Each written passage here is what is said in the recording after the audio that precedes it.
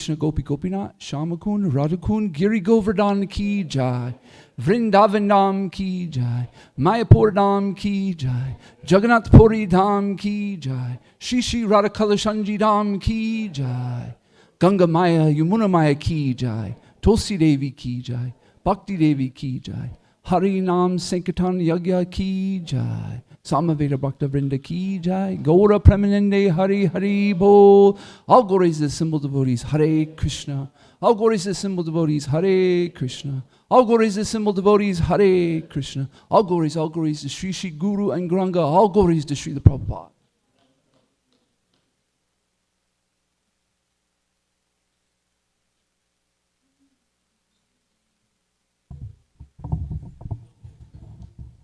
Hare Krishna, dear devotees. Welcome to morning program here at Radha Kalashanji Dham. We'll have a Srimad Bhagavatam class now by His Holiness Hanumat Prashak Swami. And then at 8:40, we'll have Prasadam.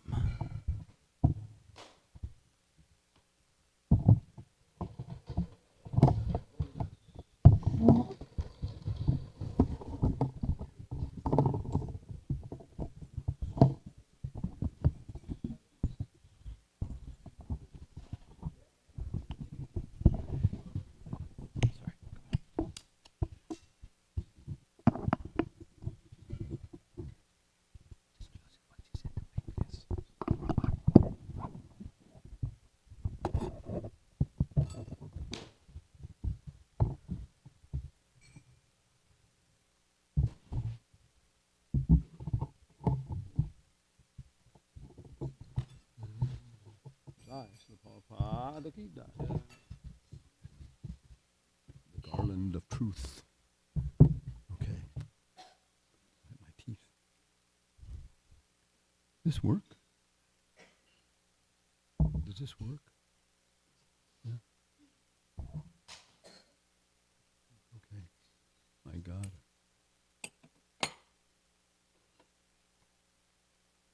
How are we doing here? Okay. Wow.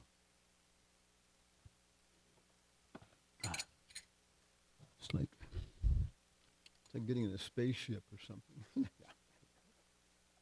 Okay. Jai Radha Madhava Kunja Bihari.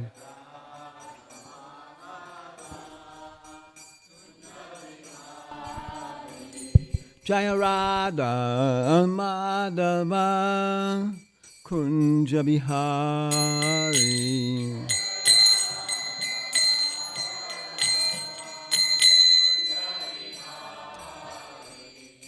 Gopi Janabalaba Girivaradari Gopi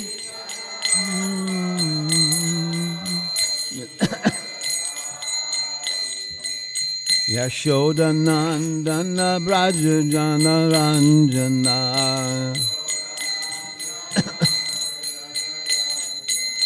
Yashodanandana Brajajana Ranjana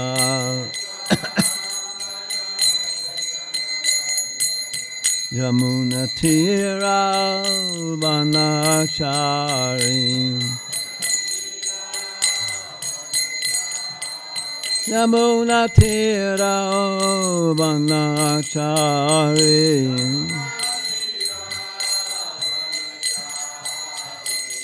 Jaya Radha Madhava Kunja Bihari Madhava Kunja Bihari Jaya Radha Madhava Kunja Bihari Madhava Kunja Bihari Shri Shri Radha Madhava Astasaki ki jai. Chaitanya Chandradaya Mandir ki jai. Okay. Narayanam Namaskrityam Naram Shaiva Narotabam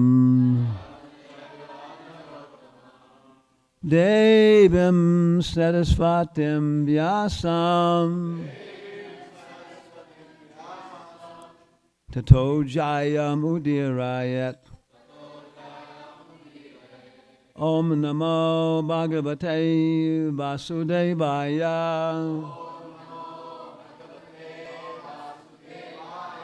Om Namo Bhagavate Vasudevaya.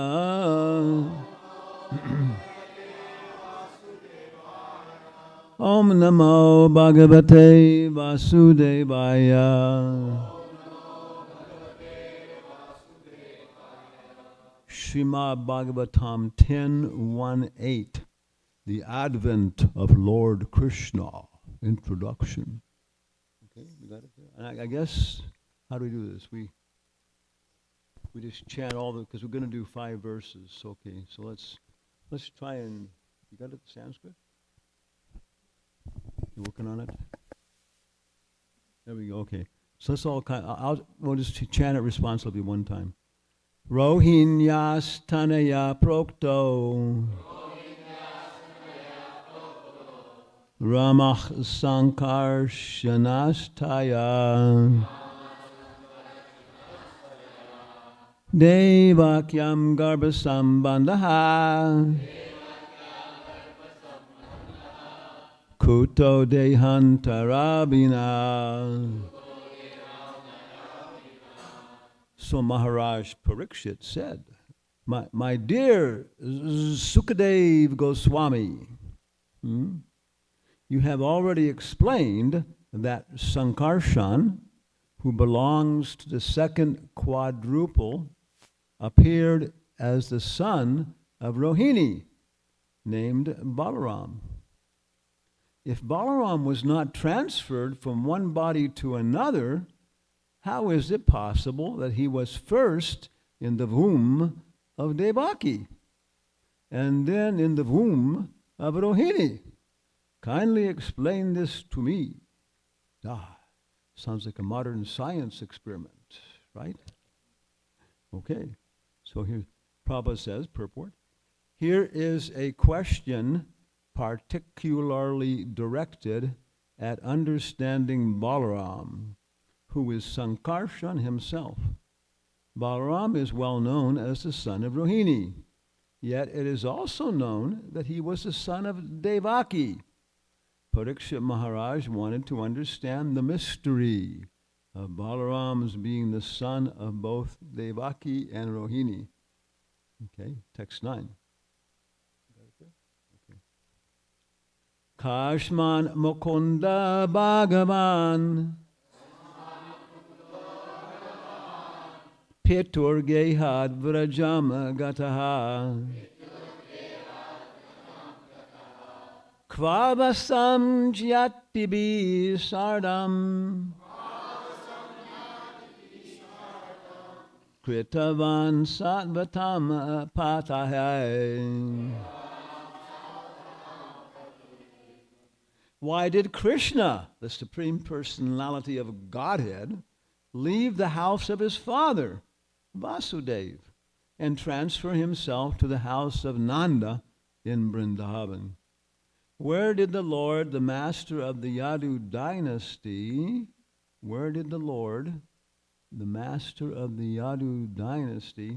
live with his relatives in Vrindavan? Okay, purport. These are inquiries about the itinerary of Krishna. Okay? These are inquiries about the itinerary of Krishna. Just after his birth in the house of Vasudeva in Mathura, Krishna transferred himself to Gokula, okay, on the other side of the Jamuna. Yeah? And after some days, he moved with his father, mother, and other relatives to Nandagram.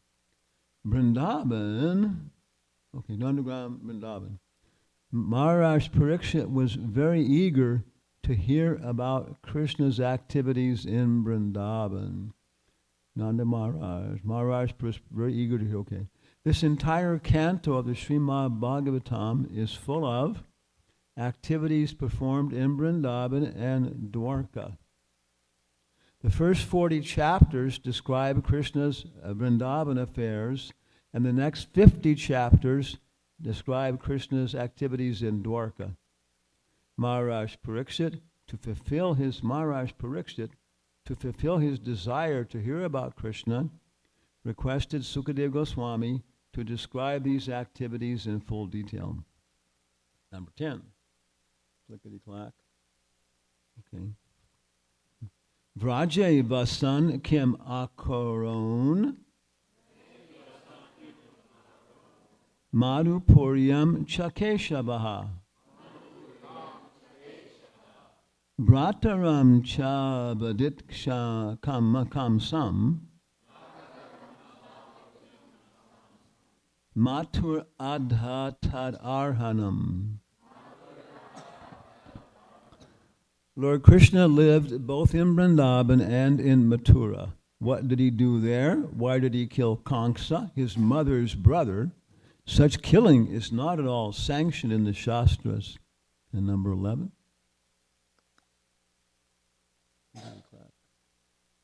Okay. Deham manusam asritya Kati varshani vrishnabhai Yadu puryam sahavastit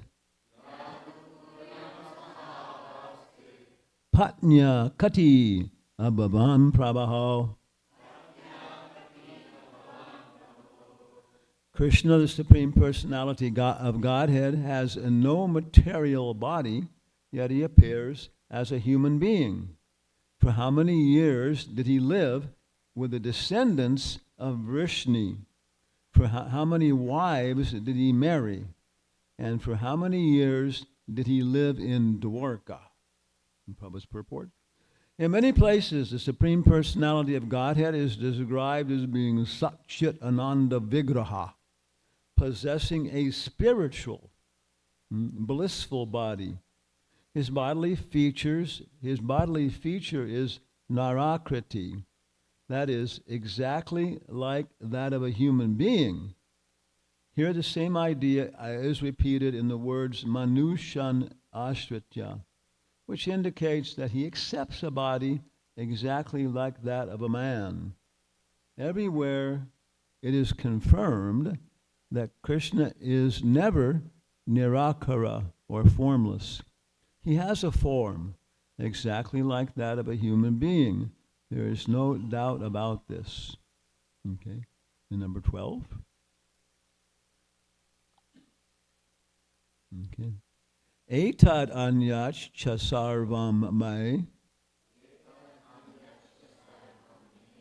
mune Krishna vichestitam Vaktum arhasi sarvajnya Shradadannaya vishtritam. O great sage who know everything about Krishna, please describe in detail all the activities of which I have inquired and also those of which I have not. For I have full faith and am very eager to hear about them. Okay, and then the last verse. Oh, there's a hard one. 13. Yeah. Nai sati dushaha kshum mam.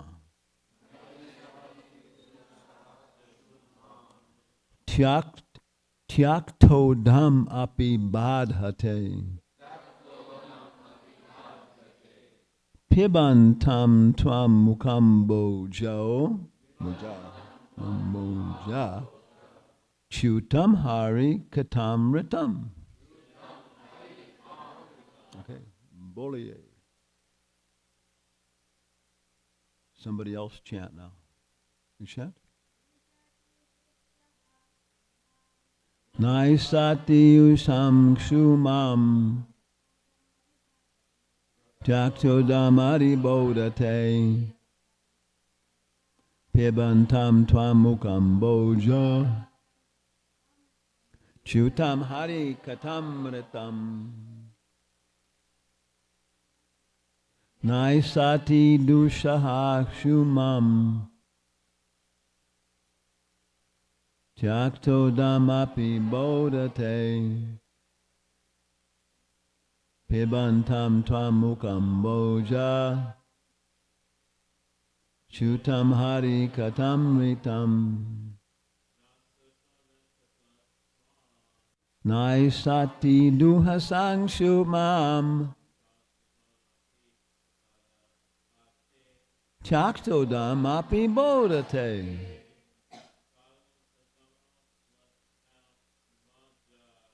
Pibantam tvam mukamboja Chutam hari katam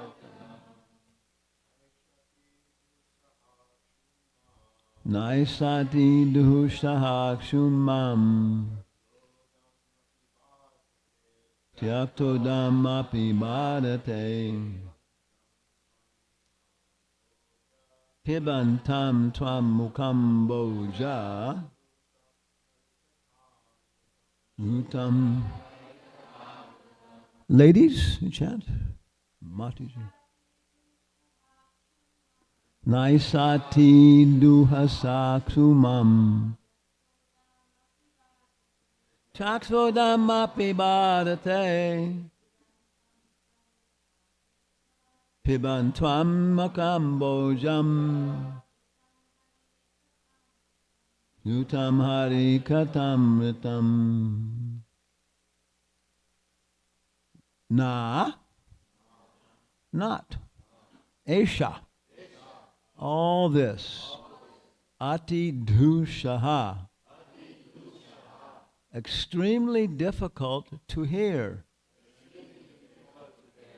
Krut. Hunger. Mam. Unto me. Tyakta udham. Even after giving up drinking water.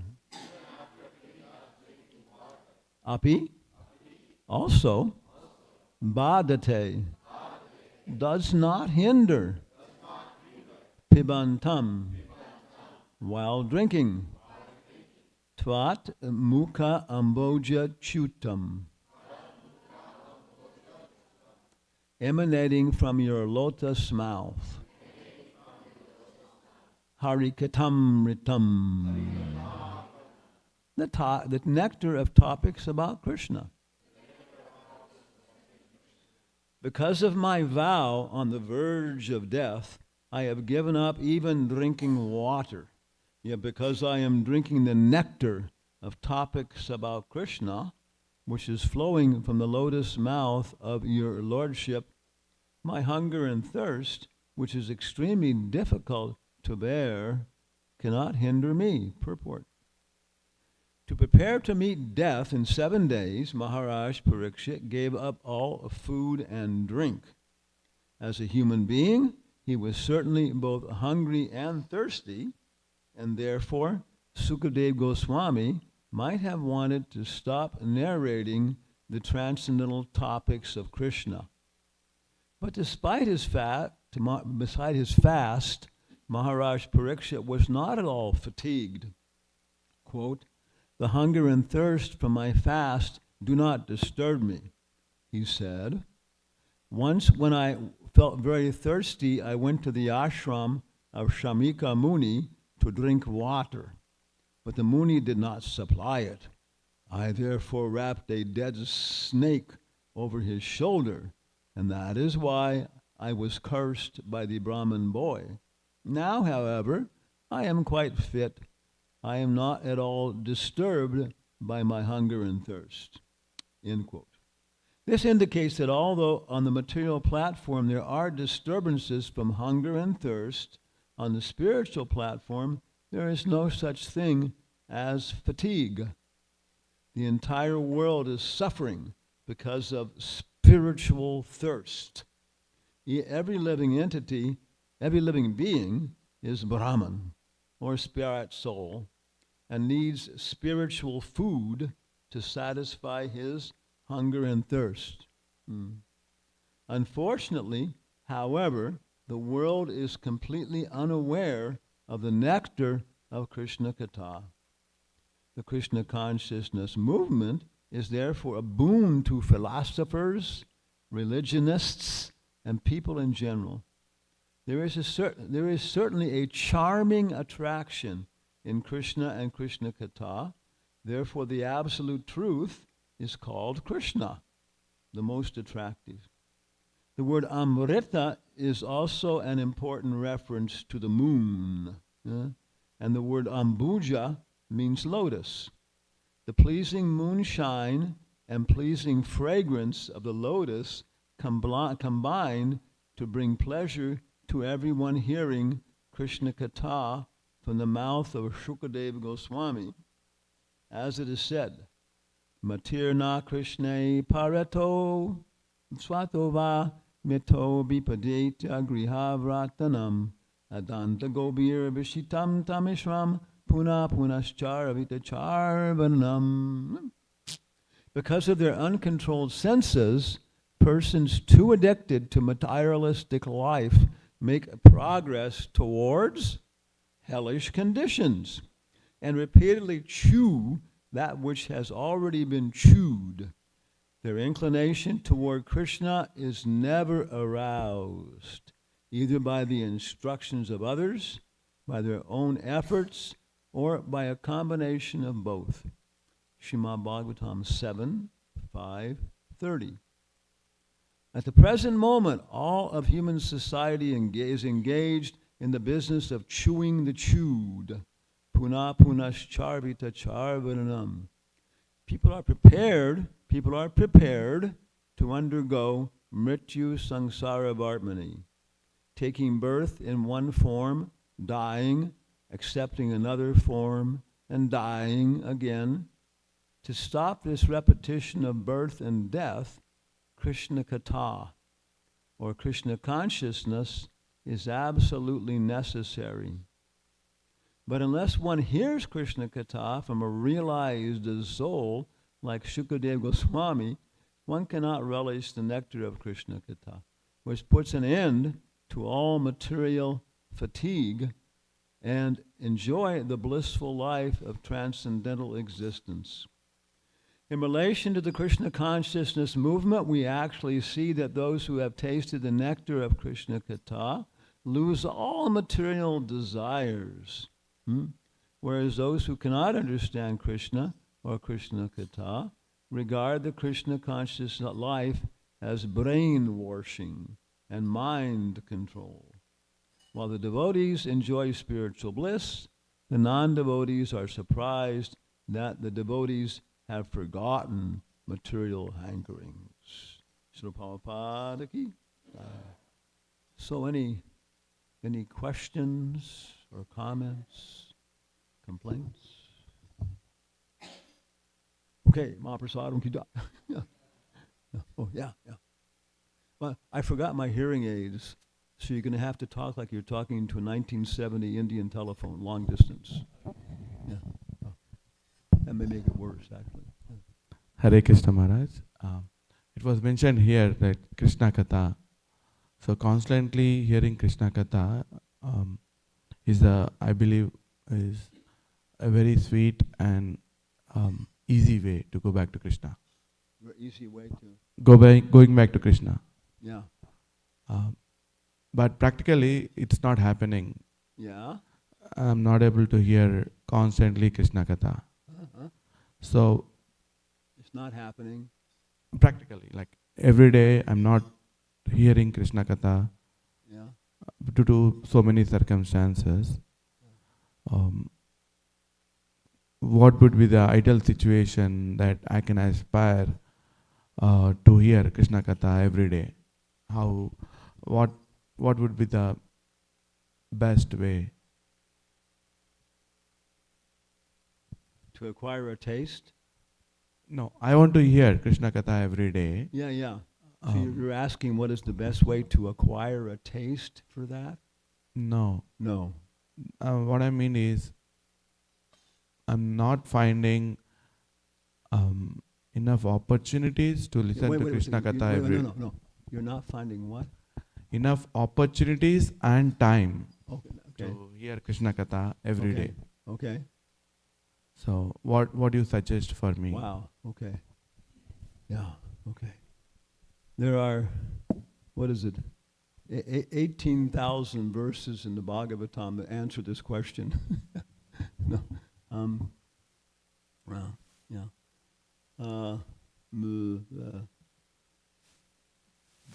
Basically, there's nothing to hear about but Krishna, right? Yeah. But some people are doing it indirectly in different ways, in different species of life, But ultimately, Krishna is the cause of everything, and so whatever is attractive, Arjuna says, right? Arjuna says in the Bhagavad Gita, I'm a busy guy. I'm a Kshatriya. I got to deal with all these situations every day, all these kind of things, So how can I think about you, right? Yeah. Then what does Krishna say? Huh? Krishna says, I'm a taste in water. You can think about, Prabhupada says these two especially, that whenever you drink water, you can think about Krishna. That's the taste. Rasoham apsakonteya. So Prabhupada says this word rasa, it can also mean liquor, whiskey, that kind of stuff. So he said, you go out and you can find a drunkard. And he said, there is no shortage of drunkards. And you can say to him, my dear sir, that nice, attractive taste you find in your drink, that is God. Okay.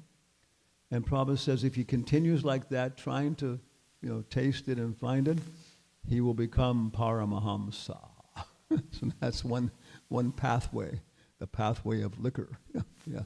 May have problems along the way. I don't know. Yeah.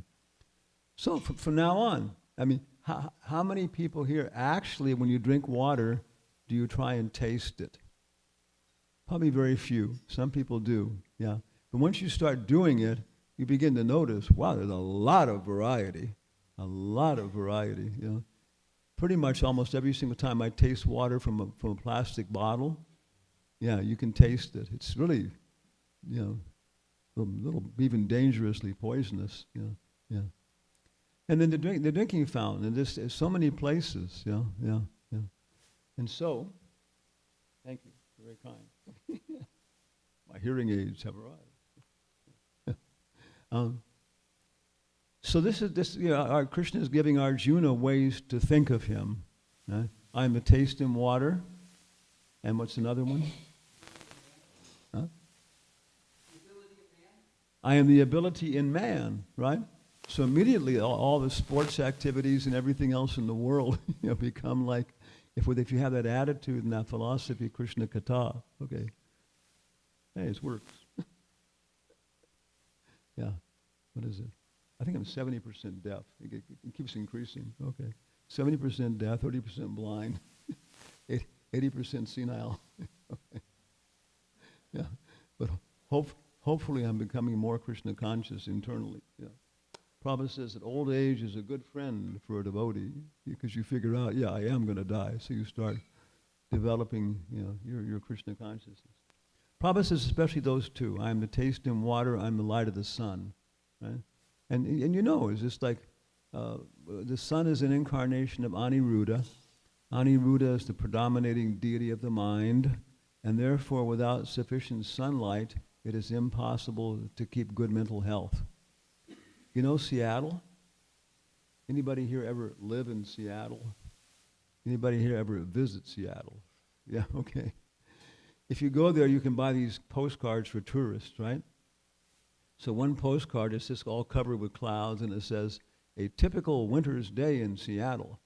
You turn it and it says, a typical summer's day in Seattle. You turn it and it says, a typical spring day in Seattle. I think in Seattle there's something like 35 days of sunshine, full sunshine, the whole year. It's one of the highest suicide rates in America. Yeah. Without sufficient sunlight, it is impossible to keep good mental health, and drinking and everything else. So these are, Krishna right there. Krishna is giving a very practical series of ways. I'm the taste and water. I'm the light of the sun. Among beasts, I am. Yeah, meditate on that. Look it up. Investigate. Boy, it's really impressive. You know, if a lion came in the door right now, a hungry lion, how big would he be? How big would his head be? Would it be his mouth be this big? A lion? You think it's that big? You think it's that big? He would look around, he's hungry. Bite size. Yeah. Lions fight with elephants, right? Baba says that the lions and the elephants fight. And how does a lion kill an elephant? He gets on his back and he breaks his backbone with his teeth. Yeah. It's a lion. I am God, you are God, we are all a God. Just to take you to the zoo and take you. Yeah. Oh boy. Yeah, so this is a meditation. It's perfectly proper. So this is, what do you call it? What do they call it? Vibhuti-mat sattva. Specific energetic incarnations. Okay. And then in the end, Krishna says, was it something stito jagat, whatever it goes. But ekangsena stita jagat. But what is the use of all these details? With a single spark of my splendor, I pervade everything. I'm in the microphone, everything. So next chapter, then, Arjuna wants to hear about that, and then Krishna explains the Paramatma, instead of meditating on these different things like that. So Krishna Katha is so many places, and so systematizing depends upon the particular body. If you go to a tailor, right, he's going to measure your body, everything else, he's going to look at your form. And if you get a tailor-made suit, it's perfect, same way. And so making tailor-made Krishna Katha depends upon a lot of experiment, investigation, your environment, everything else. Yeah. Okay, so you're going out meeting people, distributing books. Where are you doing it?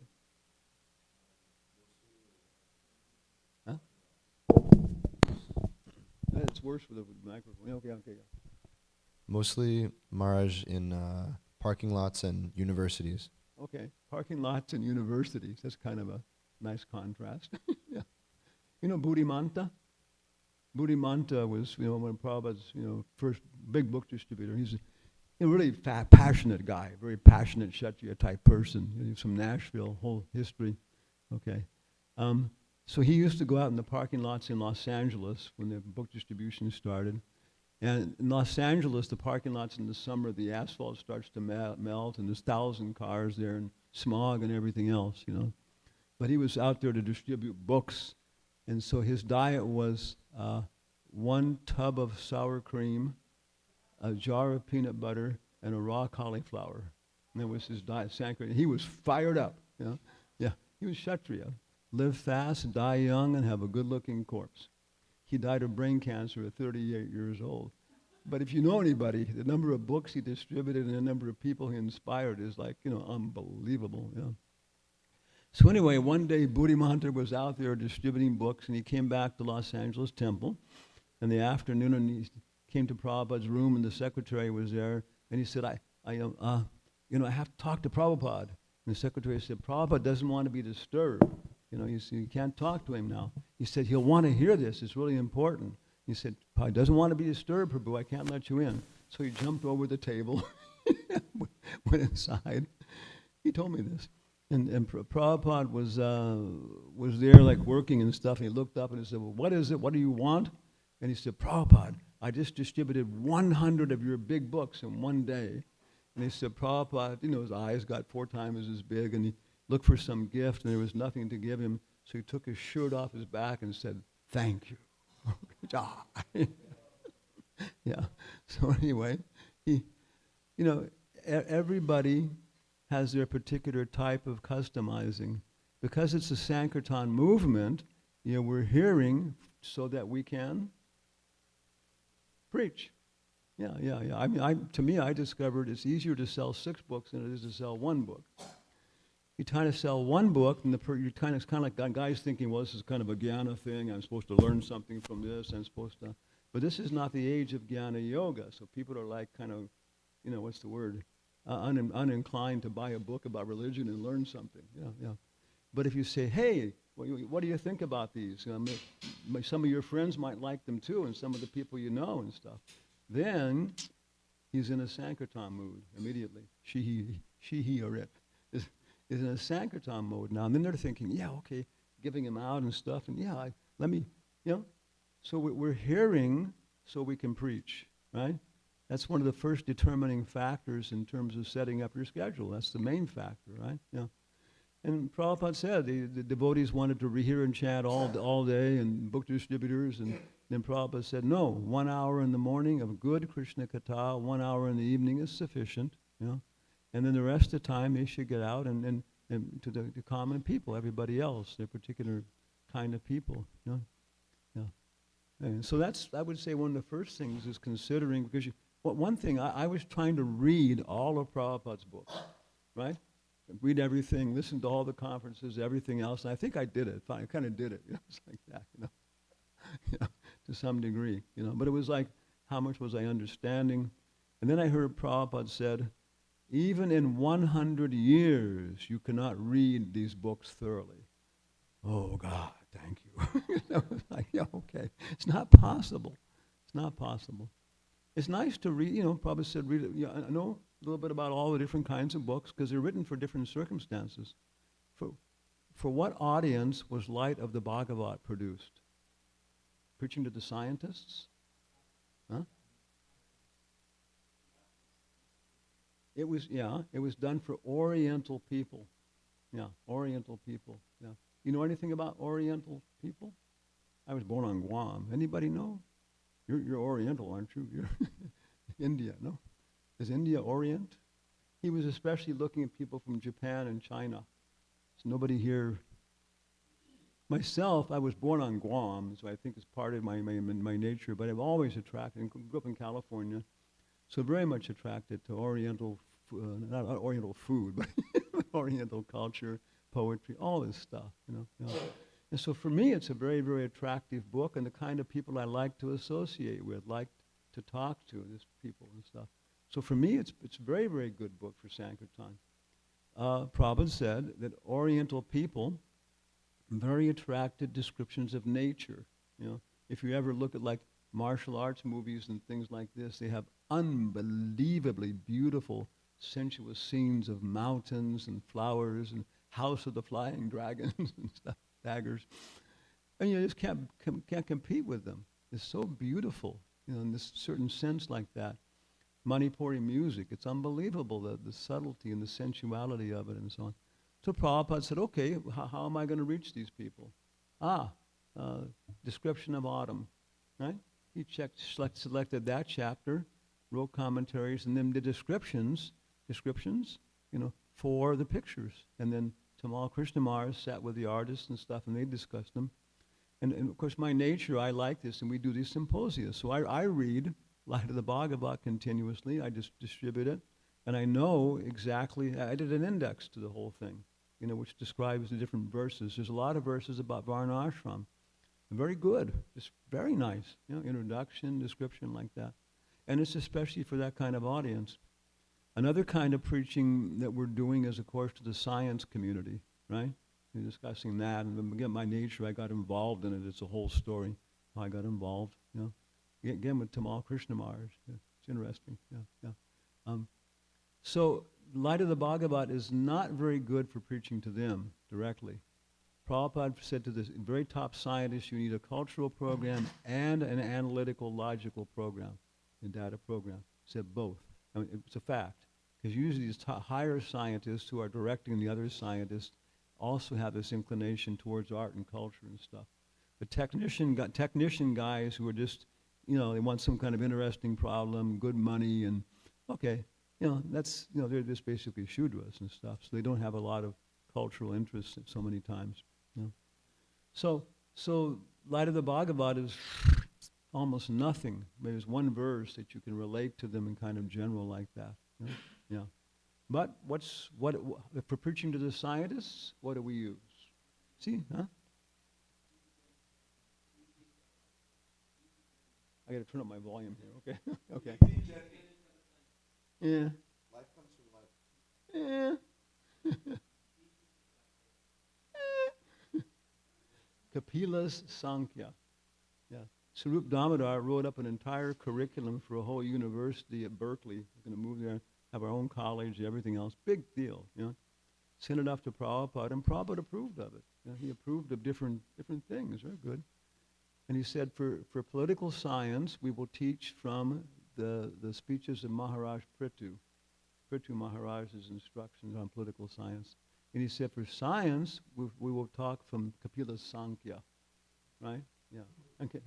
How many people understand Kapila's Sankhya?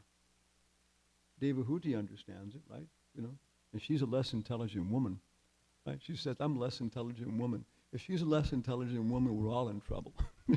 Because, I mean, it is. It's very sophisticated.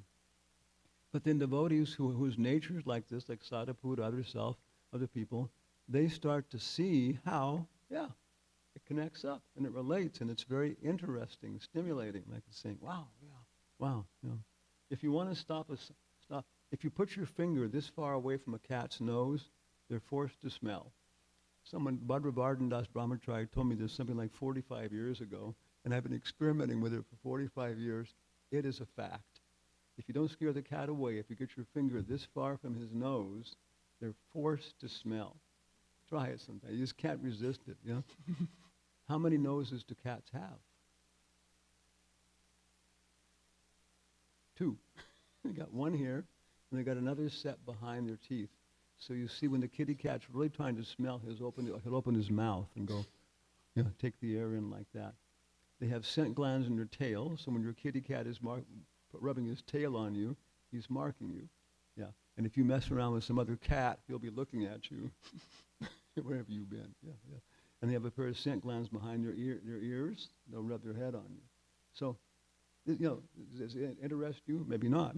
but if you're a veterinarian or something, wow, okay, you know about that. Yeah. So, different kinds of people, different kind understanding.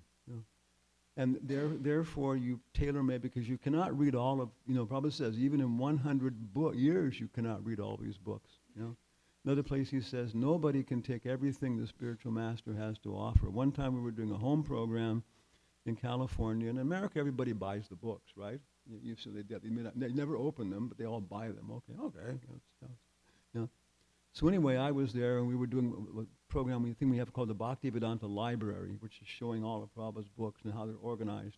Because they're organized, they're systematic. So anyway, I had the Bhagavad Gita as it is, the Upanishad, and then the whole set of Bhagavatams there, and then Chaitanya Charitamrita, the whole set, all the room conversations. Okay, people had all these, all the Bhagavad Gita lectures, Bhagavatam lectures. What else did we have? And then we had, the Krishna book, Light of the Bhagavat, and putting them all and they're explaining them, And then I said, and some people say that Prabhupada didn't give you everything. And there was one boy coming for the first time. He was looking at this and he said, "Thank God." Yeah, because when you put him out like that, and just you think, God, I mean, maybe you can read everything.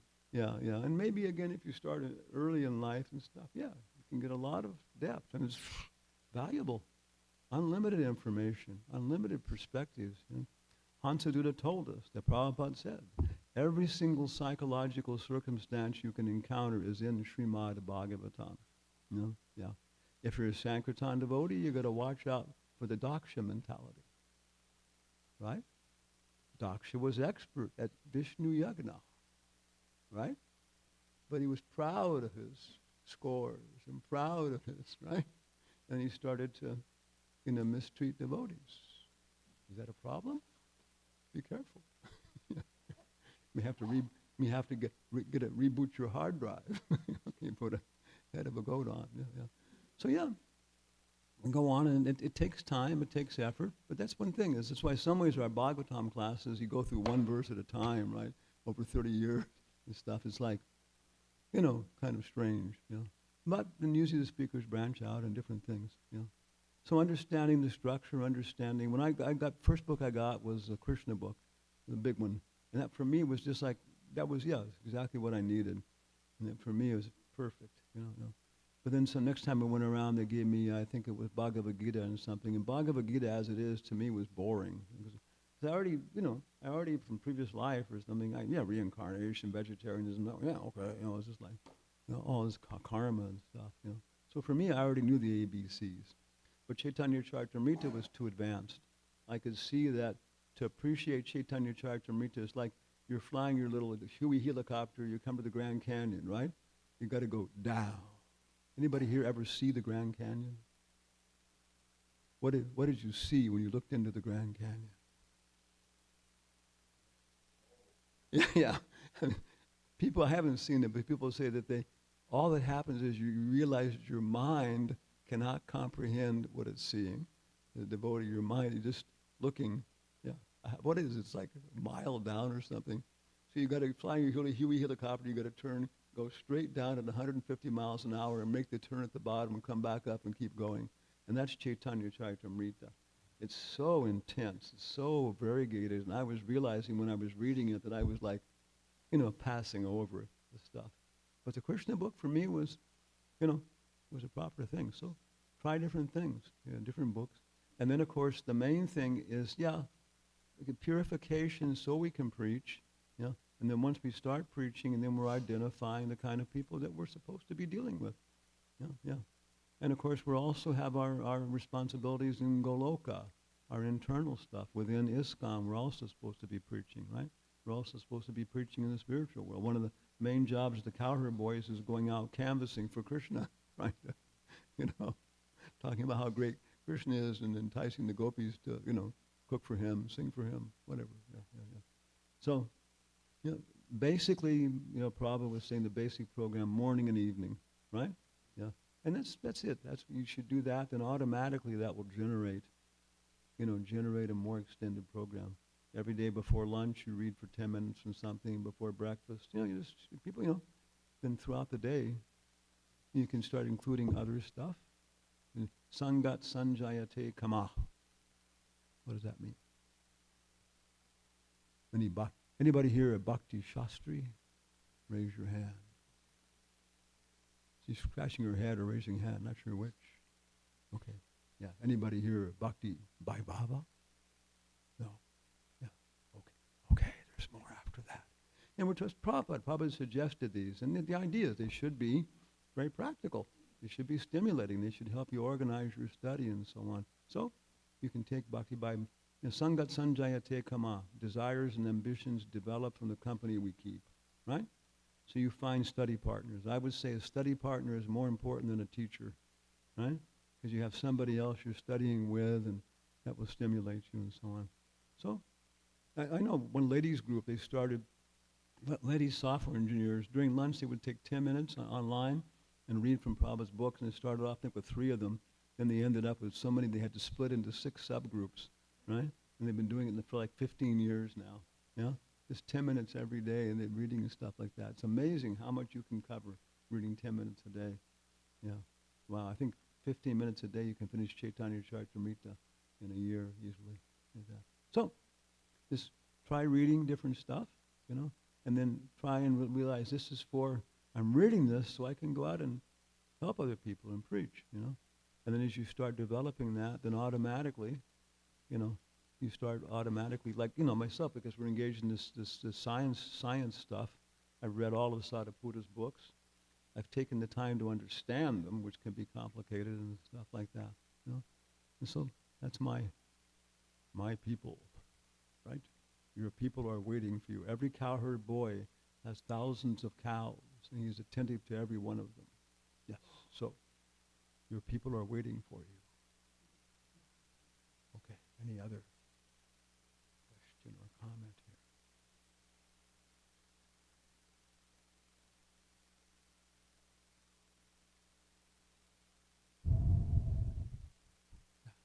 What else we got here? Okay, let me look at the purport. This verse, okay, one thing. when you're reading Prabhupada's books, you come to different okay, here's a question. Okay, if you haven't got a question, I'll ask questions. You're reading Prabhupada's books, and then Prabhupada quotes a verse. How many verses do you have to know so there's a 75% chance that you will know the next verse that he quotes? Because he quotes some verses again and again. Okay, so how many verses do you have to know so that you have the next verse Prabhupada's going to quote that there's like a 70% chance that you'll know that verse? How many verses did Prabhupada and the Acharyas actually use frequently? He says 200. Yeah. Usually people come back with like 50, 75. Yeah. This verse, Matirna Krishne Parato Svatova Mato Bipajetya Griha Vratanam Adanta Gobir Vishitam Tamishram Puna Punascharvita Charvananam. Wow, he knows that verse. Yeah, because I study Upadeshamrita by Sheshika Set. He tells everybody, Hanumat Prashak Swami wears Upadeshamrita around his neck. Yeah. I'm a fanatic. Part of the reason I do this is I'm a sannyasi, right? This is my nature. I ended up that way, and so I need something small I can carry with me. You know, I'm very analytical. The other books are. It becomes a fantastic study guide for all of our literature. It becomes a fantastic study guide for all of our literature. And if you know all the verses in there, you'll see them again and again. This is a verse that occurs, I can tell you where it occurs. It occurs right at the end of it's text number 1, when they're talking about Vacho Vegam, Manasakroda Vegam. Yeah. And so I'm memorizing it. Then I look it up. Okay? So what's the conversation? What's the context? 7:5, what do you call it? 7:5:30. And you can know the Bhagavatam, like, you know, where is the best place in Dallas to buy ice cream? Nobody knows? Yeah? Where's the closest Walmart? Yeah. Yeah. You develop a map of your city, right? You know, this is there, that's there, this is where I go, this freeway, I use that and stuff. So we have, especially men, women do a little different intelligence than men. You know, guys especially have your map and stuff, all this kind of stuff. Which way is east? Which way does the sun rise? Is there a sign on the wall that says sunrise? No, because we have these maps. In the same way, you can develop a whole map of the Bhagavatam. It's extremely systematically organized.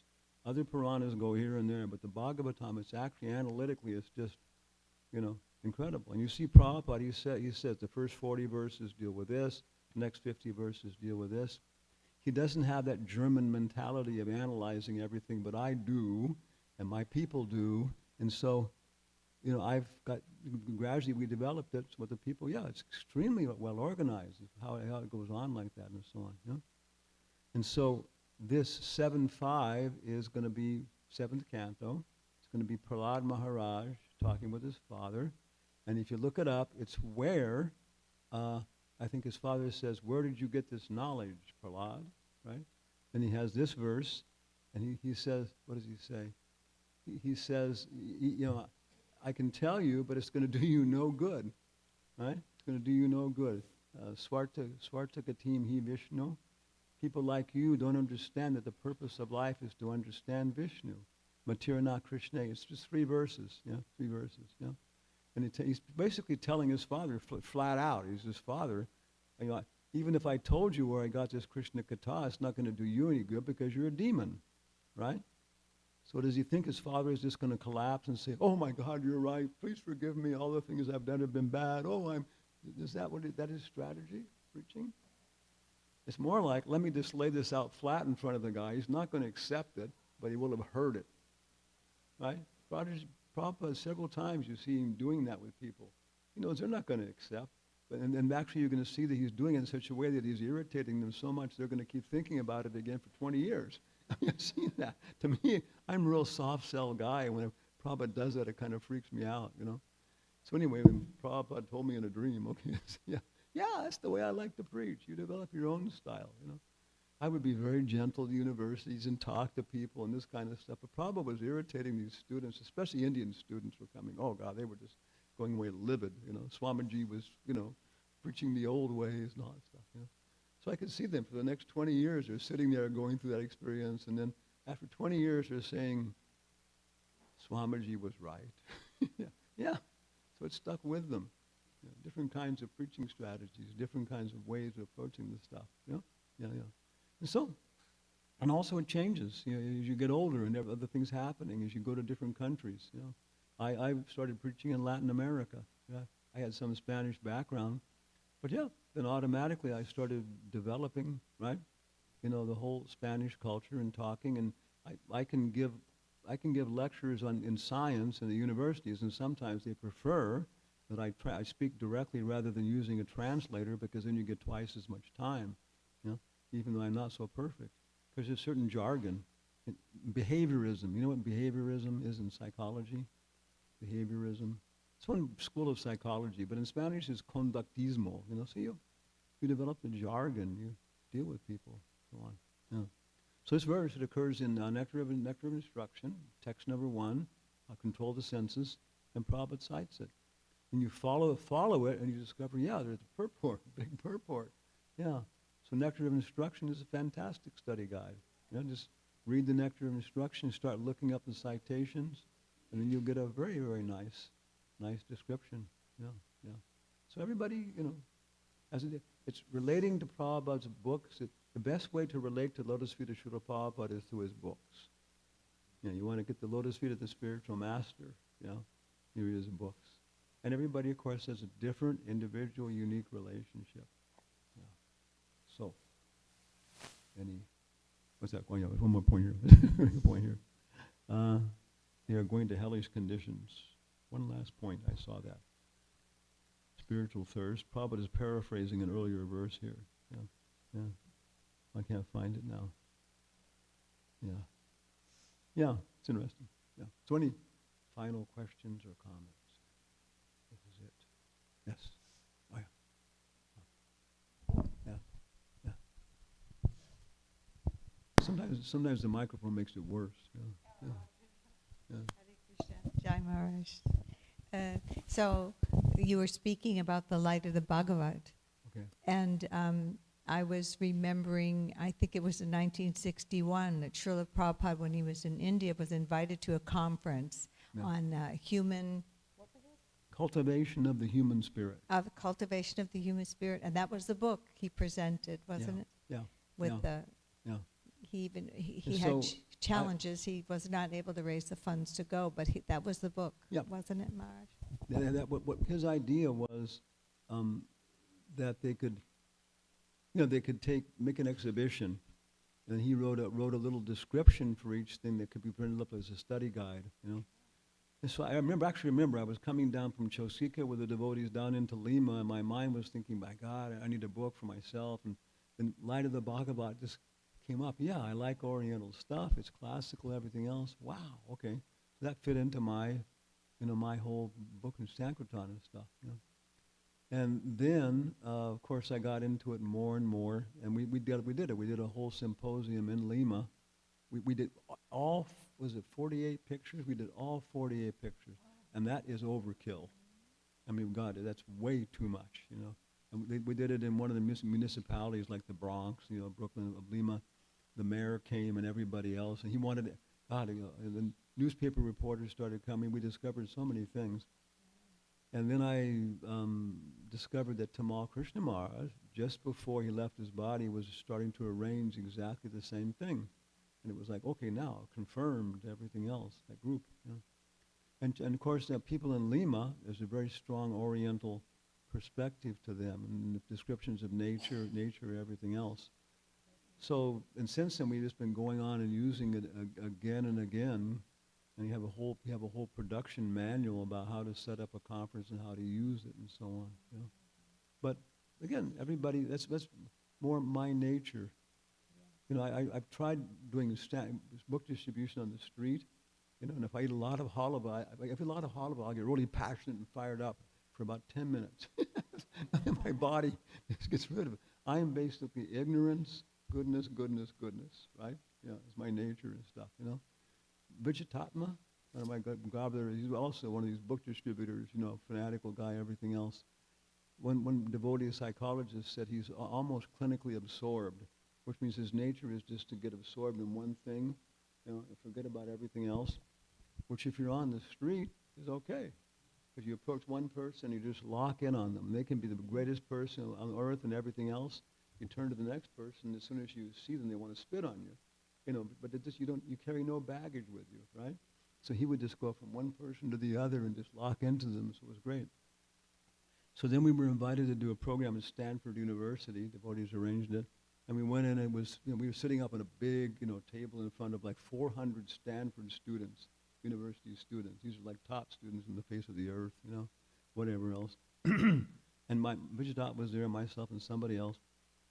And they said, the temple president said, have Vijayatma, speak. He's like the biggest book distributor we got, okay, yeah. So anyway, he stood up and he froze. Right? Because he realized he had to talk for basically 45 minutes and develop the entire idea like that and so on, And everybody's kind of standing there. And I was sitting there, and after a couple of minutes, I kind of realized what had happened, so I kind of like pushed him down. And started talking about the literature and stuff, Afterwards, he told me, he said, I will never, ever do a program like that the rest of my life. So everybody has their particular their nature and everything else. I mean, kids can relate to other kids. Yeah. I've seen like kids talking about vegetarianism to their classmates, and they're heavy. Would you eat your dog? And they know the dog and stuff. Well, no. So everybody you have your nature. The Prabhupada says when you become Paramatma realized, you'll know it, because then whoever you meet, and you see Prabhupada, right? Prabhupada it was amazing, right? How he just changes from one person into another person like that, And so we become more purified. But even still, are sannyasis and brahmacharis allowed to preach to women? You don't know? Yeah. Prabhupada says sannyasi and brahmachari is allowed short-term contact with the opposite sex for preaching purposes, right? So yeah, you talk to them, girls come in, you talk a little bit, then you direct them to, okay, she should talk to this Mataji. Yeah. And then one college girl came to our temple in Berkeley, right near the campus, and she joined, and she was very young, good looking, maybe like 20, maybe 19 years old, 20 years old. And then she started being coquettish with all the brahmacharis, flirting a little bit. And this is just natural in that culture and stuff, and all the brahmacharis are, He was young, beautiful, everything else. So Mother Maheshwari, he was about maybe 40 years old. After seeing this for a few times, she says, Mataji, come here. And I was like this distance away. I heard about the first 3 sentences of her preaching to that girl, and I left. She was just, and it. After that, she was completely, changed, yeah. She knew exactly the whole consciousness, everything else, and she did, was friendly. So we need ashram gurus, we need everybody. Everybody's so many people, we got to preach to. Okay, Srila Prabhupada ki jai. Back home, back to God. Thank you. Hare Krishna. Ki jai.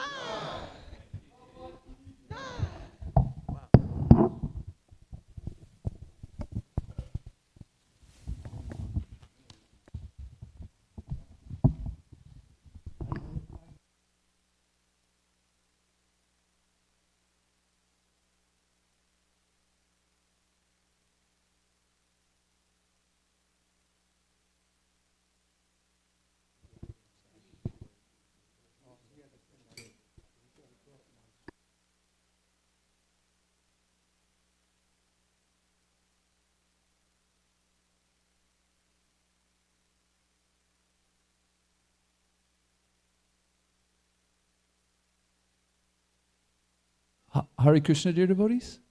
This evening at Srinath Krishna Prabhu's home, Maharaj will be speaking again at 6:30.